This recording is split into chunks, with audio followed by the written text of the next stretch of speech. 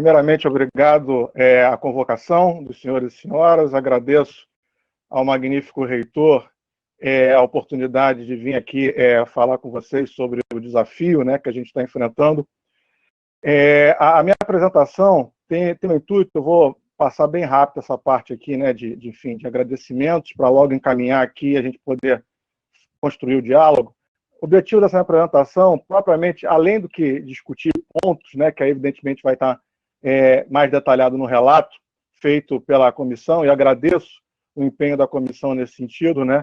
Uma das medidas que, sobre a minha gestão, a Adiplan buscou fazer com a comissão é manter, né, um relacionamento muito mais profundo, continuado, e esperamos que assim continue, né, após a proposta orçamentária agora, né, nesse momento aí de aprovação dela.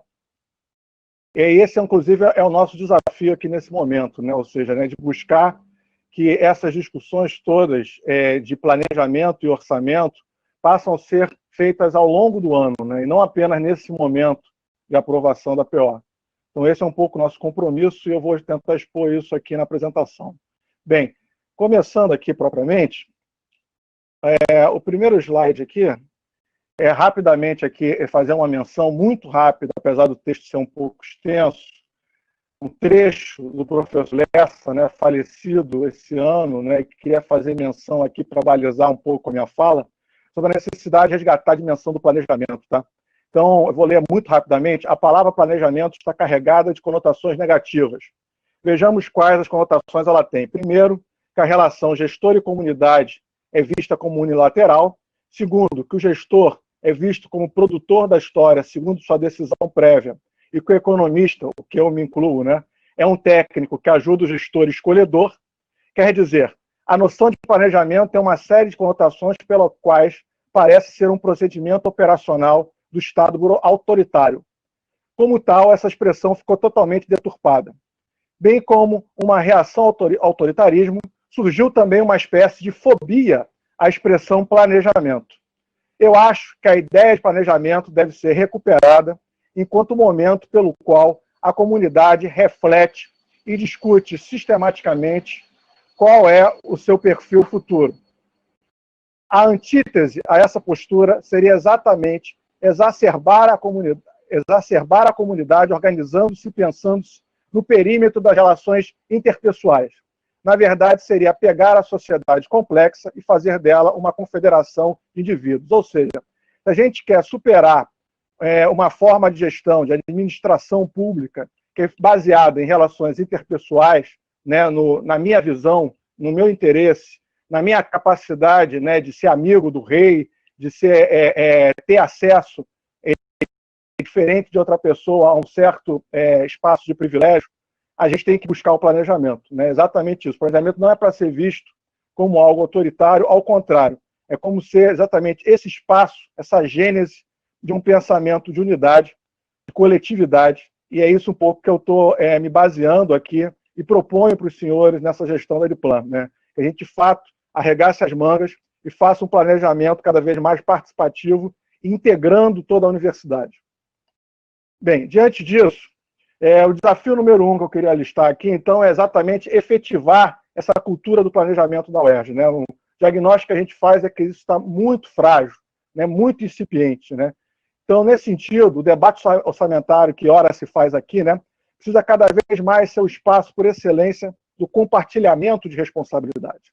Né? Então, essas responsabilidades têm que ser definidas anteriormente, né? Tem que ser um exercício, um processo de construção coletiva, né?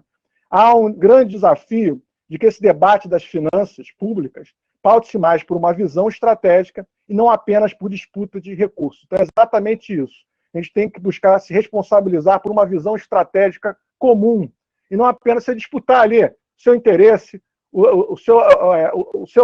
a sua parte da administração que mais te afeta, mas ter essa visão do todo e buscar exatamente administrar esse todo e se responsabilizar por esse todo. Isso significa, então, fortalecer os instrumentos de gestão e a cultura do planejamento se transformar em seu paradigma. Então, daí, o desafio dessa questão ganhar corpo, né, institucionalmente, né? Ou seja, garantir uma interação de forma ampliada e continuada, não só internamente entre os componentes organizacionais internos ao UERJ, mas também em conjunto à administração pública estadual. Então, essas exatamente as duas frentes que a Adplan, nesse momento, está buscando operacionalizar, ou seja, buscar integrar mais junto ao corpo da universidade, mas uma coisa que também nós temos que ter esse olhar, e chamo aqui a atenção, essa preocupação, tornar a UERJ mais integrada aos desafios do desenvolvimento do Estado do Rio de Janeiro e da gestão pública estadual. Então, a ideia, a força, né, para esse desafio é a integração do planejamento e orçamento, que se consubstancia, né, já numa medida, né, já em algo em implementação, chamado Rede UERJ Plan. Né? Cabe mencionar aqui que o impulso, né, a liderança, né, a visão, né, à frente, né, permitiu todo esse projeto, é da reitoria, do magnífico reitor Ricardo Lodge, né, por dois AEDAs, né, que faço aqui menção. Né? O AEDA de número 8, que muda a estrutura da Adplan, criando um novo componente organizacional dentro da Adplan, que é a Coordenadoria de Cooperação em Rede Prospectiva. Isso foi feito em fevereiro, né, o AEDA de número 8. E mais, né, nos últimos meses, né, então, salvo engano meu, foi ali em maio, né, criamos o AEDA de número 30, também sobre a liderança do magnífico reitor, criando propriamente a Rede UERJ Plan. Então, faço menção, né, aos interessados, né, convoco todos a participar desse desafio, que olhem os dois AEDAs, em particular o AEDA de número 30, que é particularmente, então, essa proposta coletiva.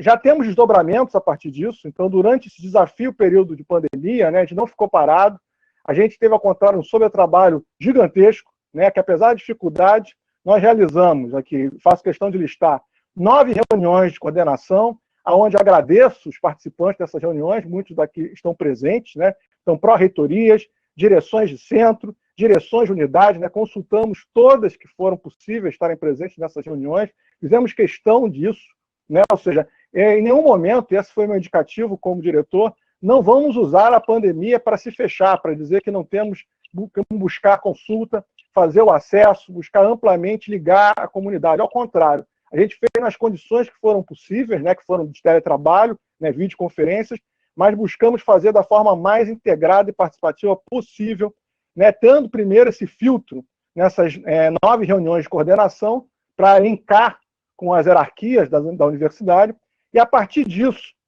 nós realizamos ainda 4 oficinas técnicas com mais de 62 gestores inscritos da universidade, prestamos mais de 50 atendimentos de suporte online, ou seja, pessoas com dúvida, ligando para a gente, para os meus assessores, para ajudar a fazer a consulta. E o resultado, né, e é o para frente, né, o desafio para frente, é que nós começamos a construção interna, então, propriamente da rede, com adesão maciça, né, confirmada por chefes do setor, né, já tendo hoje mais de 50 pontos focais já incorporados, né, e o desafio é incorporar cada vez mais. Então, eu peço também, inclusive, né, faço essa menção aqui, alguns falaram, a Adplan não me procurou e tal, é porque, de fato, o esforço ali, o período era muito exíguo, mas a gente vai buscar integrar a comunidade inteira e ter pontos focais, o ideal da comunidade inteira, nesse exercício que é para ser anual, o ano inteiro, de planejamento integrado. Tá? Bem, então aqui só rapidamente, então essa parte interna e a parte externa é exatamente isso. Né? Aqui é mencionar que a CEPLAG, a Secretaria de Planejamento recém-recriada, né? É importante frisar, inclusive, isso, né? É um ganho para o Estado do Rio de Janeiro. Finalmente, nós temos uma Secretaria de Planejamento novamente. Né? É temerário que nos últimos épocas, né, você extinguiu exatamente essa secretaria que buscaria ter essa visão estratégica, integrar os componentes organizacionais de todo o Estado para um desafio de planejamento e subordinou ela a outras secretarias. Né? Então, finalmente, agora ela está de novo empoderada, né? Espero que floresça esse empoderamento dela. Recentemente, né, ela criou 2 redes, né, uma rede Plan, né, rede de planejamento do Estado do Rio de Janeiro, e a rede DOR, que é uma rede de orçamento do Estado. Né? A Adplan faz parte como componente das 2 redes, né, porque é o setor, a competência de ser o setor de orçamento e planejamento da UERJ. É exatamente por isso que a gente está mostrando que a gente está junto a esse esforço de modernização do Estado. A gente quer se integrar em rede, para dentro e para fora, e cada vez mais, então, aumentar essa integração para o desafio do desenvolvimento do Estado do Rio de Janeiro. Bem, agora, rapidamente, então, falando aqui um pouco do contexto, né? A PO, ela se dá num contexto nacional e estadual extremamente difícil, né? Vou falar muito rapidamente dessa parte para não me estender mesmo nisso. Então, só frisar algumas balizas aqui. É importante grifar que o Brasil já estava num cenário recessivo antes da pandemia. Então, não é a pandemia que é a causa dos problemas, os problemas são anteriores, né? Isso está no texto, né, que a gente enviou para a comissão, compartilhou, creio eu, com todos os conselheiros aqui, então não vou me estender lá, inclusive tem dados, gráficos sobre isso, para comprovar essas coisas. Então, o cenário que já era ruim, evidentemente, ele se aprofunda, esse quadro socioeconômico, num contexto pandêmico, né? E se acentua ainda mais exatamente pela ingerência, incompetência, falta de visão, né, de iniciativa pública, né, que uma série de governos exerceram, em particular o governo federal exerceu nesse momento, né? Então, em particular, cabe grifar aqui as divergências políticas entre os entes federativos, que dificultou em muito a execução de uma ação política que poderia mitigar ou, inclusive, acelerar a reversão desse quadro muito mais rápido do que a gente está vivendo nesse momento. Por isso que a gente tem que agora fazer essas medidas aí emergenciais de ensino, né? Porque poderia já ter se controlado o problema muito mais rapidamente, enquanto que a gente está percebendo aí que não é o cenário do Brasil. E, em particular, grifo aqui essa limitação do gasto público e a falta de planejamento. Esses talvez sejam os dois grandes, né, símbolos desse momento, né? Ou seja, um Estado nacional que hesita em fazer o papel do gasto público fundamental nesse momento, e um Estado nacional que, em certa medida, ele despreza a capacidade que o planejamento tem de ser indutor do processo. Ele, no máximo, como está acontecendo no cenário atual, ele é reativo, ele ajuda, ele atende certas demandas de uma maneira ali tópica, mas não propriamente com plano de enfrentamento das coisas. Isso se soma a um cenário estadual que já era extremamente complexo, né? Aqui a RRFF é o regime de recuperação fiscal, tá?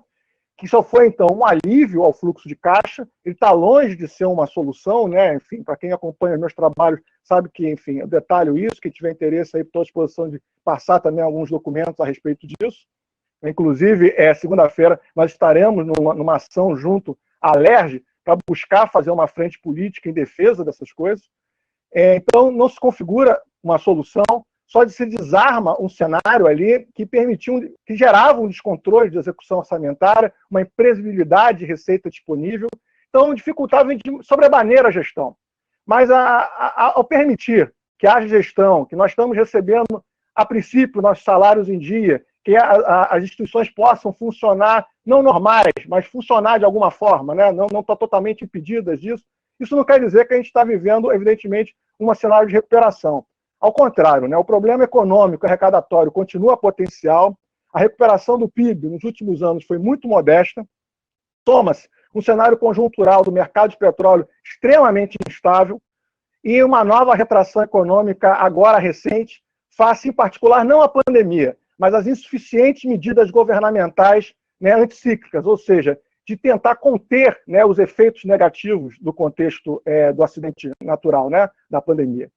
Ao conjunto dessa problemática, soma-se ainda, né, a gente vive isso nos últimos dias, né, nas últimas semanas, né, os desafios postos pelo Conselho, né, do regime, né, dada a necessidade de manutenção e renovação agora em setembro, né? Então, a gente está ainda com esse risco aí pela frente e todo um desafio de buscar dar essa virada aí, não só ter a renovação, como, inclusive, discutir os termos disso, que são extremamente nefastos para pensar uma recuperação econômica para o Estado. Diante disso, o único gráfico que eu vou falar sobre conjuntura é esse, né? Só para mostrar a gravidade do problema aqui, né? Esse aqui é um gráfico de arrecadação tributária. O azulzinho aqui é o ICMS, né? E o Fundo Estadual de Combate à Pobreza, que é um adicional em cima do ICMS, então por isso que eu ponho junto, né, o azulzinho. O vermelho são os royalties e participações especiais, e o verde é a soma, tá? Então são as duas principais fontes de receita do Estado, tá? Se você pega, então, essas duas principais fontes aqui, e você compara a projeção atualizada, né? Isso aqui era a projeção da LOA, tá? No início do ano. A projeção da LOA era um aumento, tá? Comparado com 2019. Agora, você compara que a último conjunto de colunas ali, a projeção atualizada, ela, na verdade, ela tem uma queda, inclusive perante 2019, mas não é só uma queda perante 2019. Ela começa a chegar a patamares de 2017. Não preciso aqui entrar em muitos detalhes, o que nós vivemos em 2016 e 2017. Então, a única diferença de 2016 e 2017 não é na geração de receita, mas de ter um regime que não faz a gente pagar dívida nesse momento. Se voltar a pagar, a bomba relógio explode. Então, esse é um grande problema, é um grande desafio do Estado nesse momento, de fazer esse regime ser tocado e praticamente mudar isso. Tem todo esse desafio de recuperar essas receitas aqui do Estado. Bem, peraí, passei demais. Bem, agora propriamente falando aqui da proposta, é importante aqui, eu queria orientar o olhar dos senhores e senhoras na hora de buscar aqui o debate, a aprovação, que a proposta ela não se dá num cenário isolado, ou seja, por mais que a gente tenha autonomia, defina a nossa proposta, encaminhe para o Estado, a UERJ está dentro do Estado de Janeiro, é um componente do Estado do Rio de Janeiro, da máquina pública estadual. Então, ela está sobre, podemos dizer, condicionantes, que é importante ter essa noção. Então, eu grifo aqui 3 grandes condicionantes, que não é só no momento da PO, mas inclusive pós-PO, ou seja, no momento do exercício da execução orçamentária. O primeiro, agora, a CEPLAG, na Secretaria de Planejamento, ela faz uma coisa chamada POD, Planejamento Orçamentário Detalhado, tá? Inclusive busca o subelemento, nomear ali uma série de ações, inclusive, por exemplo, você bota ali gasto com papelaria, não basta isso, ele tem que dizer o que você está gastando em papelaria, exatamente, Então, se você botar ali gastos com medidas sanitárias, não basta isso, você tem que botar álcool gel, só falta botar a marca. Então, eles estão cada vez apertando mais, exigindo uma descrição cada vez mais detalhada do orçamento, para você comprovar para eles que, de fato, você precisa desse dinheiro. Tá? Isso se dá agora. Eles começam a botar agora os pré-limites, que inclusive está no texto da PO, e os limites saem por agora. Tá? Inclusive eu peço desculpa, mas não é culpa da Ediplan nesse sentido, mas peço desculpa para entender a dificuldade que a gente tem de aprovar uma proposta orçamentária nessas condições, que o Estado ainda não cravou os limites que ele define para o orçamento programado da UERJ. Então, a gente dá num contexto que a gente fica ali, eu tenho hoje o pré-limite, tá? E é isso que eu expus, botei lá no texto, tá? Mas, de qualquer forma, é o seguinte, como é que funciona? Vai até aquilo ali como o orçamento programado. O que vocês botarem além daquilo ali, fica como expansão. A gente, por ofício, o reitor, ele notifica a secretaria considera isso, mas, em grande medida, sendo muito honesto com os senhores, a eficácia disso é muito pequena. Dificilmente essas coisas que vão para a expansão acabam se concretizando. Então, é importante entender o papel que se tem nesse momento. Por isso que o planejamento é esse exercício, a gente definir essas prioridades. Tá? Não adianta a gente achar que a gente vai conseguir, às vezes, dar murro na parede, porque a parede vai ser dada pelo Estado. Tá? Então, tem esse planejamento orçamentário detalhado. Depois, após, a gente vai lá, vai para a LERJ, pode colocar emendas, inclusive, buscar ampliar o orçamento da UERJ, não tem problema quanto a isso, a gente vai fazer esse operacional todo. E no início do ano, o Estado publica a LOA, a Lei Orçamentária Anual. A Lei Orçamentária Anual é o que vale, tá? Não é o que propriamente a gente está aprovando hoje. O que vale é o que vai estar lá na LOA. Lá na LOA vai ter todas essas mudanças feitas pela LERJ, e inclusive vai ter, e geralmente é assim todo ano, tem um contingenciamento inicial do Estado. Então, o Estado, se ele não é convencido, ele contingencia. Lá na hora que ele, logo após ele fazer a LOA. E ele define, então, o que a gente chama de dotação orçamentária. A dotação orçamentária inicial. E ao longo do ano, ele ainda faz a despesa autorizada, que ele vai, então, pingando mensalmente, ali, de acordo com a gente vai ali falando, precisa de carga para isso, precisa de carga para aquilo, passar esse recurso para aquilo. Então, não tem jeito, senhor. A gente tem que ampliar o planejamento da universidade se quer, de fato, disputar o orçamento. Não há bote salva-vida. Inclusive, então, soma-se a isso, a dotação orçamentária, a contingenciamentos eventuais. E esse ano foi pesadíssimo. Foi pesadíssimo o contingenciamento. Bem, avançando aqui, Então, essa é a evolução em valores reais, tá? Então, mania de economista aqui, eu deflacionei isso, né? Então, às vezes alguém pode falar, não foi bem esse valor da proposta daquele ano, porque está deflacionado, né? Descontada a inflação para a gente poder comparar no tempo.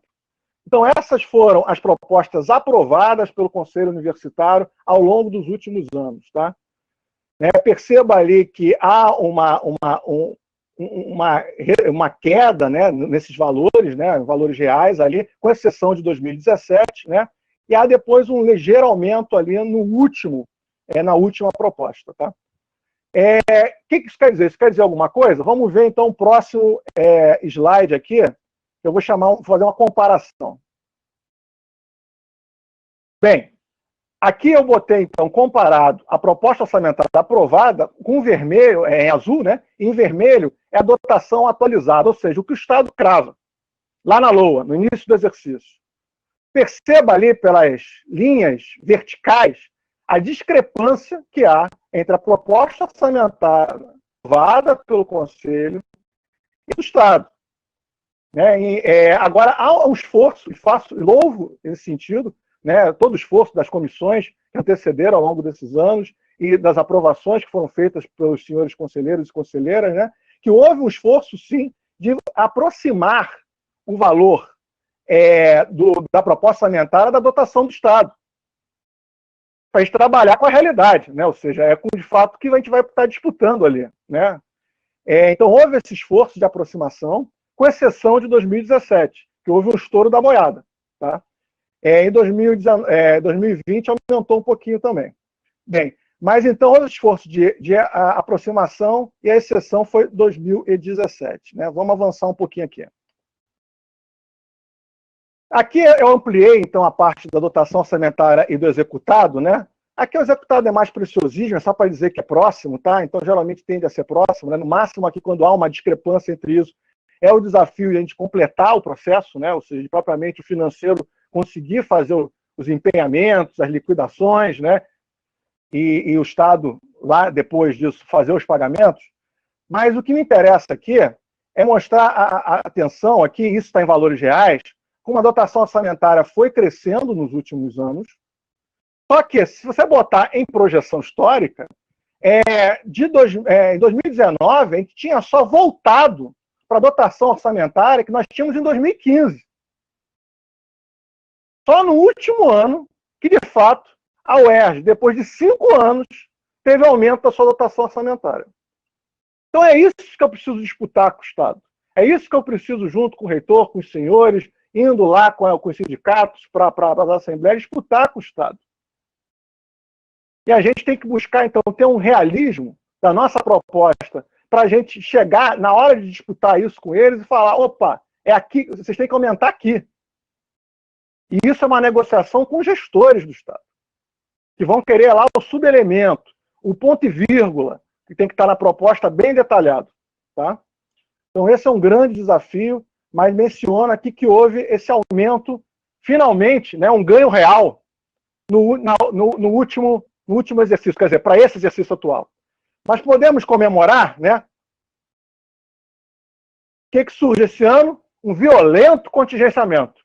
Então, se a gente ganhou um ganho real pela primeira vez em 5 anos no exercício 2020, infelizmente, ao longo do exercício 2020, a gente sofreu um violento contingenciamento, ou seja, eu vou ter que disputar de novo orçamento com a gestão estadual. Né? Não basta ele ter me aumentado a dotação, vou ter que brigar agora para ele descontingenciar orçamento. O contingenciamento foi cavalar, né? Pelos levantamentos que a gente fez até início de junho, foi um contingenciamento em torno, no geral, tá? De 20% do orçamento da UERJ. Então, nesse período, que precisa ter mais gastos, que está o reitor muito diligente, buscando atender uma série de demandas, né, valorizando, né, a importância de estruturar a universidade, hoje ele está com orçamento infinitamente menor do que ele tinha para não contar com esse problema todo. E isso a gente precisa ter essa noção, porque senão a gente não vai mostrar uma insensibilidade com os grandes desafios que a gente tem que ter. Então, por isso que eu recorrentemente falo da importância da gente buscar ampliar essas receitas, buscar negociar com o Estado esse descontingenciamento. Porque isso aqui é um absurdo. Né? Se você pegar investimentos, você contingenciou quase 100%. Praticamente separa todos os projetos de investimento da universidade. Você contingencia tudo, você contingencia violentamente a manutenção ali, que é o L2, em quase a metade.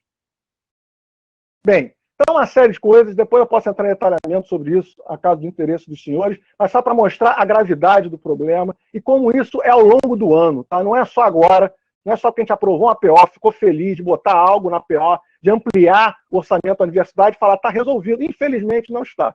A disputa é constante e temos que ficar alerta o tempo todo. Bem, então, o segundo desafio é exatamente esse, buscar o realismo orçamentário. Né? Diante de novos desafios, né, nesse momento pandêmico, uma série de novas demandas exigem novas receitas e o governo estadual sofre restrições fiscais não desprezíveis. O caso lá de 2017, que eu mostrei que houve aquele estouro, um descolamento, né, expressivo da proposta para dotação, a minha avaliação é o seguinte: o que era 2017? Era uma série de demandas acumuladas, uma série de carências, porque a gente estava vivendo anos ali de carestia. Então jogou tudo na PO. Esse ano temos esse problema também, nós precisamos ter uma série de demandas acumuladas. E o cuidado que a gente tem que não jogar na PO simplesmente querendo ampliar cada vez mais o valor dela e não propriamente priorizar dentro do que vai ser possível, definir junto ao Estado e definir o que é essencial para a universidade. Uma escolagem muito expressiva da trajetória de dotação tende a não produzir efeitos, pode gerar, inclusive, essa é a minha preocupação, né, como diretor da DIPLAN, frustração de expectativas com a capacidade do pleno atendimento na hora da execução. Então, quando a gente quer criar uma rede de plano de planejamento, a minha principal preocupação, e agradeço aos 50 pontos focais, as chefias, e todos participaram das reuniões de coordenação, eu não quero, né, ao vender essa ideia, né, mostrar essa visão estratégica junto a uma rede UERJ de planejamento, que a gente frustra expectativas, as pessoas acham que não serve para nada. Então, para isso, eu preciso o tempo todo estar qualificando o produto final disso, que é a proposta orçamentária. E claro que isso é uma responsabilidade compartilhada. Exige, então, diretrizes estratégicas claras para a qualificação continuada da PO. Eu gosto de falar que a DIPLAN não faz o planejamento, a DIPLAN ajuda a fazer, quem faz o planejamento é a comunidade. Então, dou muito valor à dimensão do participativo. E, para isso, então, a gente tem que definir diretrizes estratégicas muito claras. Qualifique essa proposta orçamentária. E que ela seja compatível cada vez mais com a dotação do Estado. Existe também ações de priorização bem definidas do gasto da universidade, para exatamente evitar a pressão pontual. Ou seja, então esse é um esforço para o próximo exercício, evidentemente não vai ter se resolvido nesse, mas é para o próximo exercício, que agora a gente está começando com a discussão da proposta orçamentária, de como a gente definir claramente quais são as prioridades de gasto da universidade. E isso quer dizer o seguinte: não dá para botar tudo, tem que priorizar, tem que discricionarizar. Algo vai ser mais importante que outro e tem que enfrentar essa questão. Por isso que essa é a grande dimensão política que se espera. Quero fazer essa menção muito rápida: a incorporação e valorização no Estado da gestão por resultados do Poder Executivo. Então, como eu falei, do POD, essa etapa de elaboração agora, qualifica a gestão pública, não é para ser visto como algo ruim, é uma dimensão de planejamento, eles querem garantir que tem um orçamento para o próximo ano e que esse seja executado, por isso que eles fazem esses limites, tá? É uma questão de antecipação e de criação de metas, e eles exigem, então, um nível de detalhamento bem rigoroso, pelos órgãos setoriais como nós, com a qualidade de informações prestadas. Criam, inclusive, uma superintendência de qualidade da despesa pública e criam, também uma coordenadoria de capacitação de investimento. Então, ou seja, aquele série de projetos de investimento da universidade, a gente pode até, por uma habilidade política da reitoria, conseguir que ele se efetive de uma forma política, com alguém dando recurso ali ou aqui. Mas se a gente quer, de fato, que entre no orçamento do Estado, a gente tem que disputar isso aqui. Peço apenas que tenha um pouco mais de objetividade Claro. Então a gente tem que disputar isso aqui. Porque eles vão exigir orientações técnicas, eles vão exigir uma análise e gerenciamento de risco dos projetos. Agora, se eles toparem, entra no plano de investimento do Estado. Então, esse é um desafio, né? Vou passar rápido aqui, claro, já estou chegando até o final, tá? Magnífico. Então, vamos falar da realidade agora. O que essa proposta está sendo apresentada hoje? Né? Ela buscou ser o mais participativo possível. Então, qual foi a diretriz? A Adiplan não cortou nada do que chegou. Né? Não fizemos filtragem. Né? Nós temos as nossas projeções, né? Sabemos que foi superestimado uma série de coisas na consulta, a gente não fez filtragem. Qual é o resultado disso? No POD aqui do governo do Estado. Nós superamos o limite dado pelo Estado em mais de 500 milhões. E aí vai entrar a expansão. Se vai realizar ou não, vai ser um desafio e grande, né? Muito dificilmente, talvez não ocorra. Então, esse é o desafio que a gente tem que entender. Então, isso aqui é um diagnóstico muito claro da nossa dificuldade nesse momento, mas que a gente está oferecendo aí uma visão estratégica, um exercício de trabalho futuro para buscar empenhar-se em melhorar, para cada vez mais a gente reduza esse valor em vermelho aqui. Bem, para terminar, aqui são os 2 últimos slides, né, porque muitas vezes eu queria só fazer essa menção, esse destaque aqui, porque também está isso na proposta, e aqui é mais um exercício aqui discursivo. Muitas vezes se fala, a solução é que a UERJ não faz o seu dever de casa e busca receitas próprias, fica precisando ali do Estado e tal, a gente escuta isso o tempo todo. Né? E como isso, inclusive, está sendo transmitido, né, externamente, queria fazer destaque a esses dois últimos gráficos aqui, tá? Magnífico. É falacioso o argumento de que a geração de recursos próprios como alternativa em períodos de crise das finanças. Isso fica claro na série histórica. Ou seja, é exatamente no momento de crise do Estado, então envolvia aqui em vermelho 2016, 2017, que caem a nossa capacidade de geração de receitas. Então, o efeito não é substitutivo, o efeito é complementar. Eu preciso que tenha um Estado que garanta a universidade funcionando, plenamente estruturada, para ela entrar no desafio, aí sim dela, de capacitação, de captar mais receitas, esse tipo de coisa. Se o Estado me imobiliza, me corta a capacidade de funcionamento, é impossível eu fazer uma maior geração de receita. O cenário é o contrário, é inverso, eu caio junto. Então, isso fica bem claro ali na evolução histórica. Então, se o Estado quer, de fato, que a gente aumente a nossa capacidade de receita, ele precisa fazer o dever de casa dele e permitir que a gente tenha condições de financiamento mínimas. E a última coisa que é detalhar, e aqui pegando aqui particularmente, inclusive com a nossa capacidade de geração de receita pela questão junto ao SUS, ao Hospital Universitário, fica claro também outra coisa. Na verdade, a capacidade de geração de receita aumenta quando é fortalecido o gasto público. Como percebe aqui, comparando, né, o azul é a evolução das receitas pelo SUS, né, junto ao Hospital Universitário, e o em cima é o total, né, das receitas geradas pela UERJ. Exatamente quando aumenta o gasto federal, aumenta, né, você percebe como é proporcional, né, acompanha a trajetória. Quando aumenta o gasto público, aumenta a minha capacidade de geração de receita. Quando cai a minha capacidade de geração de receita própria. Então, ou seja, o aumento do gasto público via SUS pós-crise mundial em 2008, aí eu divido aqui com essa linha vermelha na vertical, né, pegando ali 2014, né? Então, a partir de 2008, houve um aumento, exatamente por um mecanismo anticíclico com o aumento do gasto via SUS. O enfraquecimento pós-medidas de austeridade em 2014 leva a esse tombo. Então, e o aumento recente foi exatamente pela proatividade, pela excelência, pela atuação destacada do nosso complexo de saúde, que permitiu, né, no último exercício, ali em 2019, haver um pequeno aumento. Tá?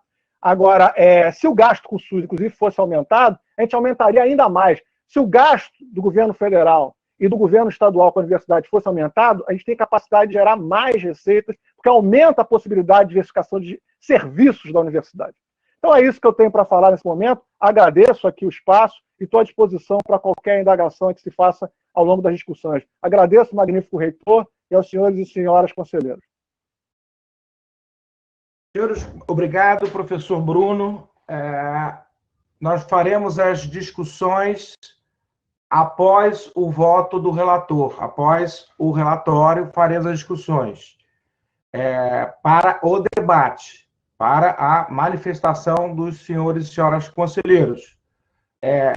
Indago apenas o conselheiro Gaioso quer fazer perguntas sobre a exposição. Então, quem quiser fazer perguntas sobre a exposição, pode fazer agora, Gaioso já pediu, mas o debate vai ficar para depois do voto do relator. Gaioso, qual a pergunta que você quer fazer ao professor Bruno Sobral?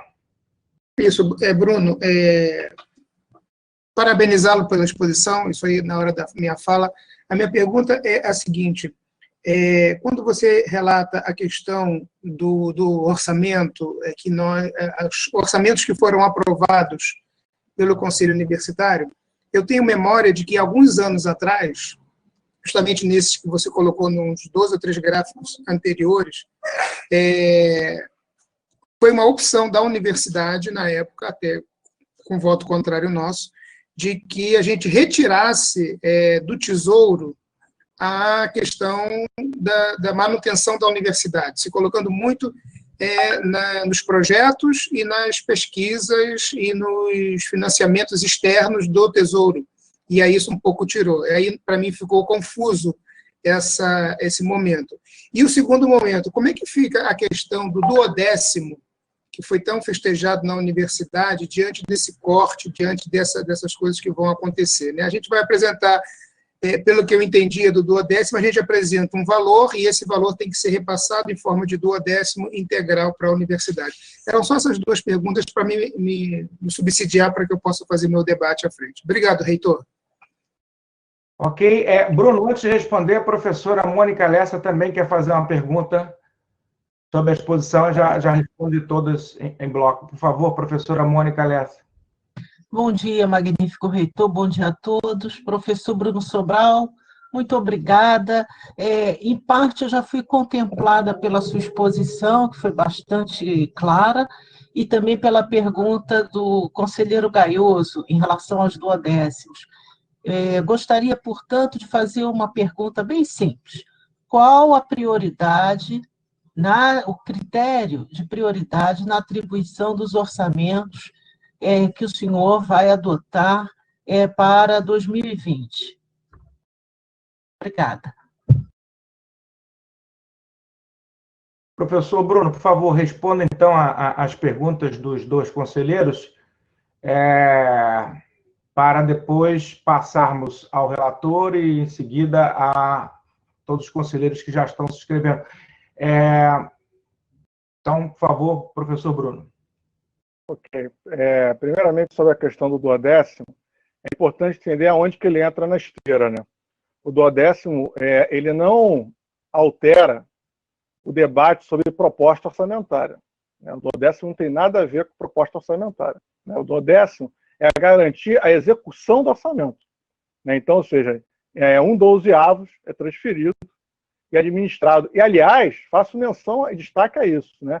Se a gente, de fato, e a gente quer, né? Já fiz o que a gente quer, de fato, que seja implementado o duodécimo, vai ter que aumentar em muito o esforço de efetivar essa cultura do planejamento, porque é aí que vai se fazer esse debate de priorização muito mais intenso. Porque hoje tem um Estado ali dizendo, eu não libero, eu seguro a despesa autorizada, e eu acho que isso aqui não tá me convencendo. Então, se a gente quer, de fato, chegar à maturidade, né, passar da adolescência, que ganha ali um dinheiro do pai ali para poder fazer alguma coisa, a gente vai ter que, muito, fazer conta do nosso próprio orçamento, porque ele vai ter que dar para o ano inteiro. Vai ter que saber ser administrado para o ano inteiro. Né? Então, o duodécimo é isso, né? Ou seja, você vai garantir ali que o Estado... Por que a gente luta tanto pelo duodécimo? Porque no cenário que a gente viu lá em 2016, 2017, o Estado simplesmente, numa total ingerência e ineficiência, ele transferiu o seu problema para onde tinha menor capacidade de fazer pressão, e infelizmente a gente tinha, né? A gente está numa secretaria pequena, a gente não tem um tamanho, né, de um corpo de servidores como de outras áreas do Estado, e ele simplesmente ficou meses sem transferir um tostão para a universidade. E é por isso que o duodécimo é importante. Agora, o duodécimo se faz segundo o orçamento que foi definido, segundo o orçamento que está lá publicado na LOA, e que pode, inclusive, sofrer contingenciamentos. O duodécimo me garante que ele não faça esse tipo de traquinagem, que ele, naquele dia certo, ele vai ter que me pagar. Porque se ele não me pagar, o reitor, né, que é especialista, né, nisso exatamente, vai ter completamente habilidade para fazer isso, pode arrestar o Estado. Obrigar o Estado a pagar, como se faz o Tribunal de Justiça, se o Estado não paga os duodécimos no dia certo. Então, essa Bruno, é a importância do duodécimo. Já que você me citou, deixa eu só fazer um esclarecimento. Claro. Tá? Como vocês sabem, os duodécimos, a emenda dos duodécimos não está sendo cumprida, e a gente entende, e temos trabalhado junto com os demais reitores, a gente entende que não basta que haja orçamento em duodécimo. A gente entende também que essa autonomia orçamentária que deriva do duodécimo tem que também limitar o poder do Estado de contingenciar. Tanto de acordo com a articulação que a gente está tentando implementar na ALERJ, para regulamentar a emenda dos duodécimos, só poderia, para os órgãos autônomos orçamentariamente, haver contingenciamento quando o Estado demonstra a frustração de arrecadação e neste percentual da frustração de arrecadação, para que cada ente autônomo, como a universidade, possa fazer o contingenciamento naquele percentual segundo as suas prioridades. Mas nada disso está acontecendo nesse momento. O que está acontecendo é o contingenciamento discricionário, como sempre foi. Desculpa a interrupção, mas como você citou aí, eu quis fazer esse esclarecimento. Não, está corretíssimo. Enfim, é essa luta política mesmo, né? Ou seja, e é claro que eu só estou querendo aqui dosar as expectativas, né? De por que o duodécimo é importante, mas também porque o duodécimo não é panaceia, né? Ou seja, hoje a gente está discutindo algo que é tão importante quanto o duodécimo. E mesmo tendo duodécimo, essa discussão que a gente está fazendo hoje tem que ser ainda muito qualificada, né? Porque ela vai exigir esse exercício nosso de priorização. Aí, inclusive, eu emendo aqui, com a pergunta que foi feita pela conselheira, né, qual é o critério de prioridade nos orçamentos, né? Quem define critério de prioridade no orçamento não é a Adiplan, porque a Adiplan, ela, como eu falei, o planejamento nosso não é de um Estado autoritário, né? Não é o chefe da diretoria de planejamento que vai dizer o orçamento da UERJ vai para isso, né? É isso que eu acho mais importante. A gente está aqui exatamente abrindo essa possibilidade pela rede UERJ Plan de começar com esse instrumento de escuta e capacitação, né? E levando essas questões junto à reitoria, aos conselhos, enfim, aos órgãos representativos da universidade, né? A gente entrar sério nesse debate. Porque o desafio de definir as prioridades da universidade é da própria universidade, é da própria comunidade, junto às suas representações, né? A gente vive na democracia. Então, exatamente o que a gente compete a Adiplan fazer é qualificar isso no sentido de fazer instrumentos de gestão para isso, de mediar isso, de ajudar a sistematizar isso, de buscar a integração dessas coisas, superar, claro que com a ajuda do reitor, que vem demonstrando isso ao longo dos últimos meses, né, de buscar superar essas fragmentações e buscar integrar mais a universidade. Né? Vem numa gestão que vem sob o lema da unidade. E agora a gente precisa de fazer a unidade pelo planejamento. E a gente está buscando isso nesse momento. E eu acho que é a partir disso que a gente vai definir prioridade. Tá? Agora, é exatamente espaços como esse agora, né, que é o final do processo, né, mas eu estou chamando a atenção porque a gente vai construir agora um modelo para o próximo período, que a gente tem que se preocupar com isso desde já. Porque agora é um momento mais de disputa orçamentária, de mostrar demandas que são, de fato, mas a gente tem que propriamente avaliar isso ao longo do ano, para que, de fato, essas demandas elas ganhem mais concretude, que elas ganhem mais realismo, que elas se transformem em documentos que possam, inclusive, disputar com o Estado. Né? Faço aqui uma ilustração, né? Os membros da comissão sabem disso, provavelmente devem, de alguma forma, destacar isso no relato, né? Muitos projetos que chegaram para a gente, chegaram sem projeto. Então, ou seja, se eu boto um valor na PO, votamos, né, de um projeto, mas sem projeto, quando o Estado olhar aquilo, vai falar, mas como é que eu vou te dar dinheiro se você não me provou que você pode executar esse projeto? Então, aí que eu decido de prioridade. Falar, projeto sem projeto não dá. Pumba. Né? Fazer esse tipo de ação agora, por mais meritória que seja, essa é uma prioridade secundária, porque eu preciso de recursos para isso. E isso é uma discussão política. Nunca a Adiplan vai poder arbitrar isso. No máximo, ela vai sinalizar coisas, como a gente fez, por exemplo. Quando a gente percebeu que estava, nesse momento, a universidade toda atenta, buscando medidas para esse plano aí de retomada. A primeira medida que a Adiplan fez foi o seguinte, apresentar o problema do contingenciamento numa apuração de um estudo. Inclusive, eu mencionei aqui rapidamente. Para falar, peraí, não dá para a gente fazer essa discussão de aonde vai alocar a coisa sem entender os limites. E é isso que a gente tenta fazer. Mas é esse um pouco exercício, tá, conselheira Mônica? Que a gente vai buscar implementar, claro, com a ajuda da comissão, com a ajuda de todos vocês, né?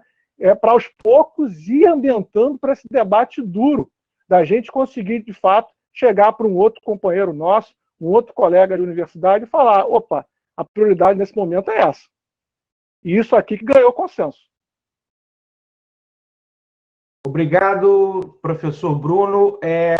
Temos mais duas perguntas e depois vamos passar para o relator e fazer o debate conforme já inscritos. Houve uma certa confusão aqui de inscrição para a pergunta ou para o debate.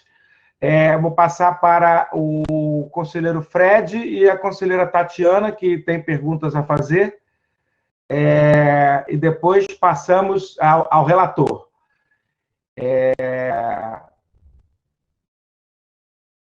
Pergunta, né? Fred. Primeiro, saudar meu grande amigo, o professor Bruno Sobral. Bom te rever aí, meu amigo. Saudade da gente tomar aquela cerveja junto, no rock and roll. Mas a pergunta seria em torno do seguinte: você tinha falado que a Adiplan precisa aprimorar esse debate da construção do orçamento dentro da universidade. Aí eu queria saber se você já tem algum tipo de proposta para que esse aprimoramento exista.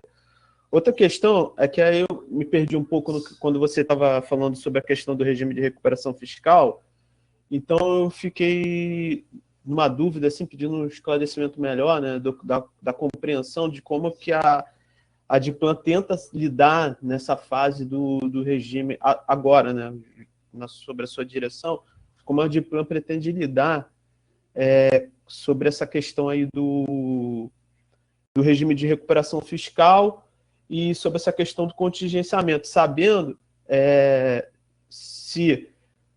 perguntando se a partir dessa questão de não implementação do 10º, se a Adiplan também procura buscar outras formas de arrecadação, né, de dinheiro.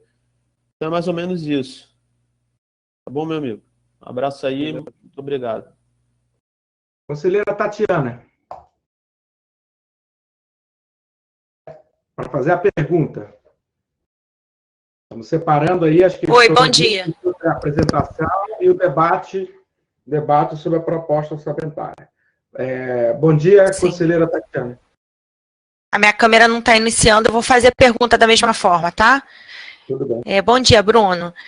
A minha dúvida é com relação aos orçamentos previstos para as unidades externas. Eu dei uma olhada no documento da proposta orçamentária, né, e localizei as descrições com relação às ações orçamentárias de algumas das unidades externas.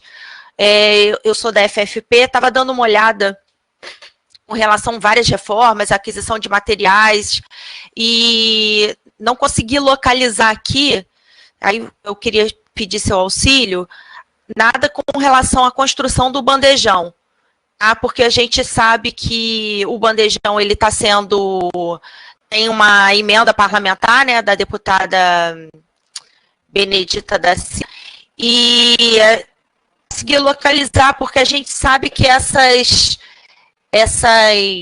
emendas parlamentares, às vezes, elas caducam e não chega o dinheiro, né? Essa é uma dúvida, eu queria saber se está previsto. A outra coisa é com relação ao CAP, também dei uma olhada aqui, eu vi que tem está previsto também algumas ações com relação à aquisição e reforma da nova sede. Eu queria saber como é que é feita a prioridade à medida que vai chegando, o dinheiro vai chegando, assim, pergunta de leiga, tá? Me desculpa.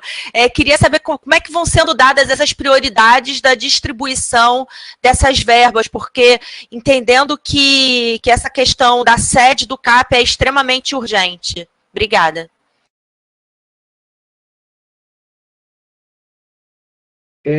Conselheira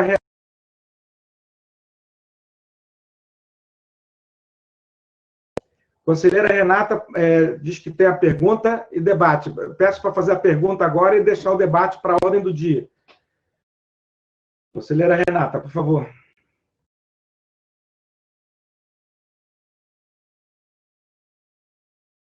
Depois disso, depois da resposta da pergunta da conselheira Renata e das respostas do professor Bruno, vamos passar a palavra ao conselheiro relator para a apresentação do seu relato e depois vamos abrir o debate conforme as pessoas que já estão se inscrevendo. Conselheira Renata, vai fazer a pergunta? Oi, bom dia a todos e todos. Depois disso, depois da resposta da pergunta da conselheira Renata, das respostas do... Lorde, sua câmera, seu áudio está ligado. Sim, eu sei, mas eu tenho que falar aqui, né? Conselheira Renata, tem condições de fazer a pergunta? Bom dia a todos e todas. Então, a minha questão, ela vai mesmo de encontro, né, aos duodécimos, resgatar um pouco isso, né, perguntaram essa questão, mas eu acho que ficou faltando esclarecer alguma coisa. O Bruno, né, o professor Bruno até falou que os duodécimos não é uma panaceia, né, de fato não é, mas ele surgiu em 2017, né, que foi um momento de crise e um momento de dar uma certa garantia financeira para a gente, para o UERJ, né, enfim. E depois dessa emenda constitucional, né, 71, ele até hoje, né, carece dessa efetivação, né? E estava um debate acerca disso, né? Até bastante desenvolvido na LERJ. Eu gostaria de informações a respeito disso, como que ficou o projeto de lei 1857, né, que estava um debate bom na LERJ, um debate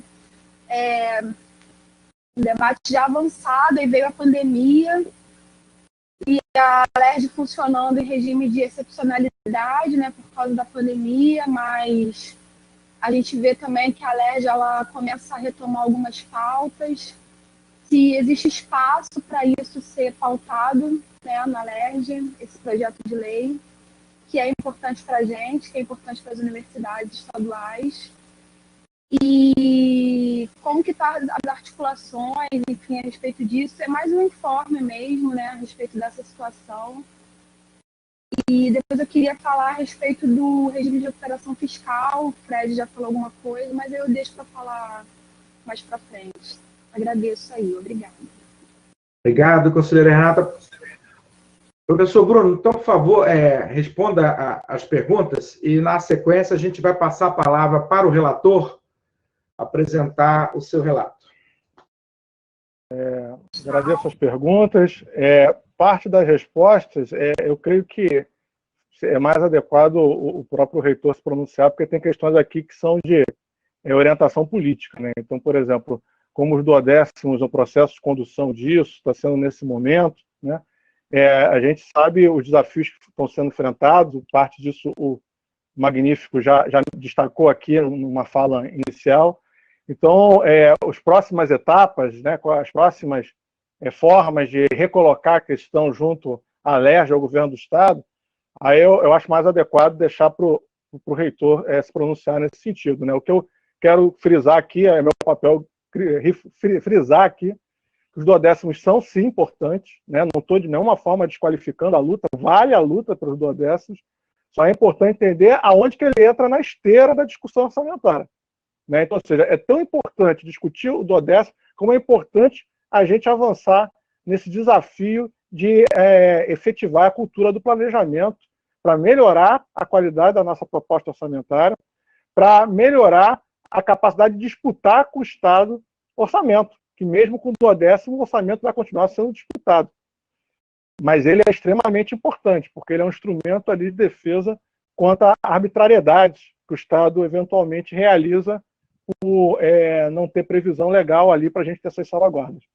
Bem, quanto ao RRF, né, aí, enfim, não sei se cabe aqui fazer esse detalhamento, porque, enfim, senão eu vou acabar me empolgando aqui, que é um assunto que, evidentemente, eu discuto bastante ao longo da minha trajetória como especialista em Rio, mas, de fato, o desafio da RF é imenso nesse momento, né? A gente está, na próxima semana, lá na Alerj, né, fazendo um debate lá com a bancada, né? Na terça-feira, né, inclusive, acho que foi a Renata mesmo que me chamou, junto a outros servidores, para fazer um debate com o FOSPERJ, né, com a Frente de Servidores do Estado, né, uma frente política de defesa dos servidores.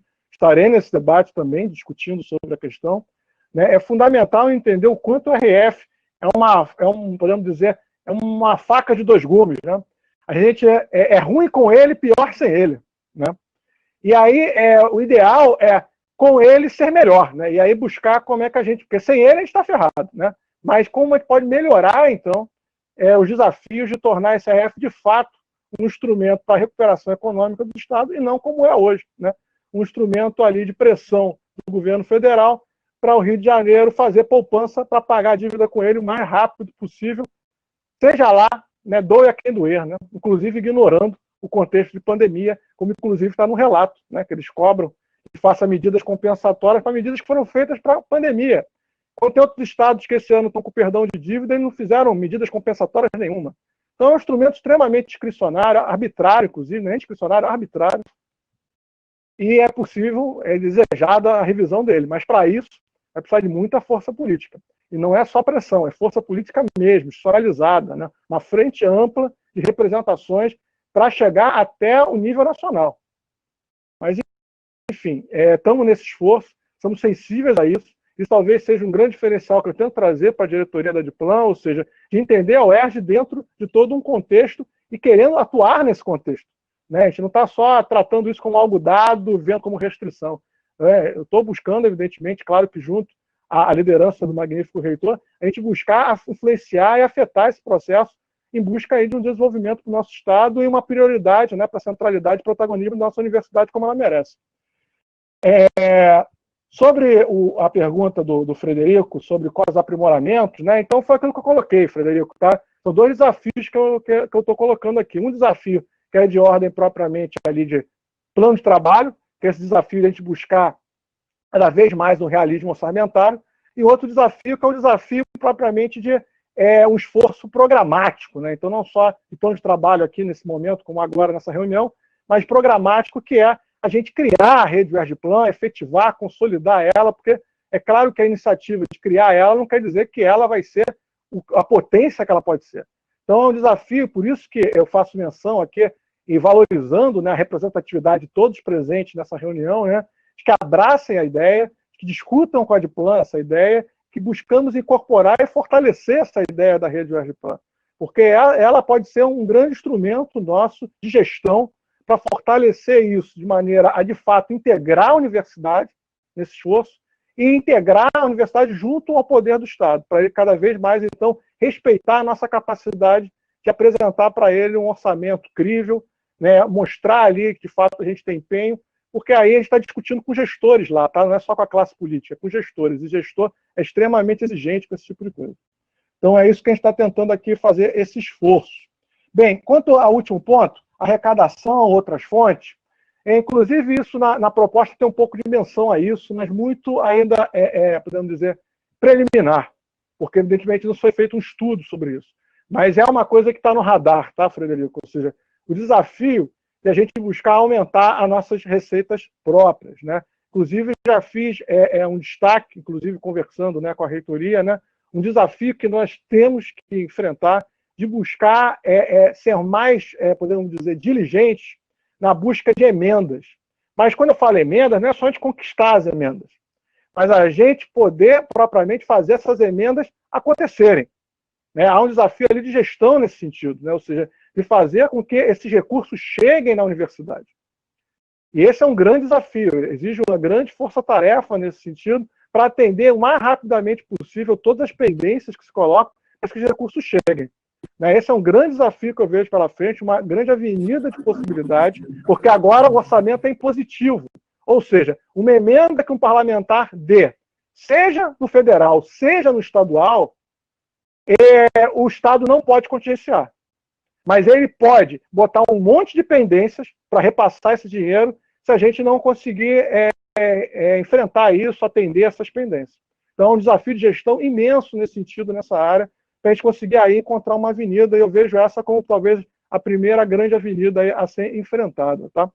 Então, esse é um pouco que eu tenho para falar nesse momento, até para não detalhar muito e permitir aí o percurso da reunião. Agradeço. Professor Bruno,